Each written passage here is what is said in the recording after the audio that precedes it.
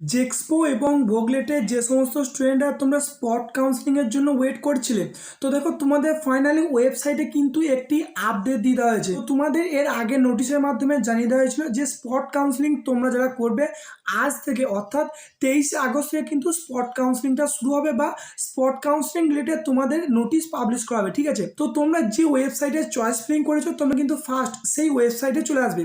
তো ওয়েবসাইটে চলে এলে নিচেতে একটি অপশন নতুন দেখো শো করছে যে তোমাদের যে ফিফথ ফেজ হয়ে গেছে। তো তারপরেও কিন্তু তোমাদের স্পট কাউন্সিলিং রিলেটেড দেখো আপডেট দেওয়া হয়েছে, যে এখানে কি লেখা আছে যে date of spot counselling will be announce shortly.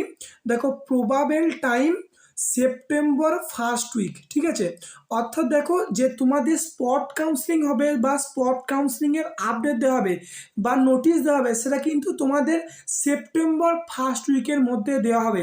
যেটা আজকে তোমাদের স্পট কাউন্সিলিং হওয়ার কথা ছিল, এই স্পট কাউন্সিলিং কিন্তু তোমাদের এখন হচ্ছে না। তোমাদের কটা কি স্পট কাউন্সিলিং হবে, একটা দুটো না তিনটে, সমস্ত আপডেট এবং এক একটা স্পট কাউন্সিলিংয়ের ডেট, অ্যাডমিশন, টোটাল নোটিশ কিন্তু তোমরা সেপ্টেম্বরের ফার্স্ট উইকের মধ্যে কিন্তু পেয়ে যাবে।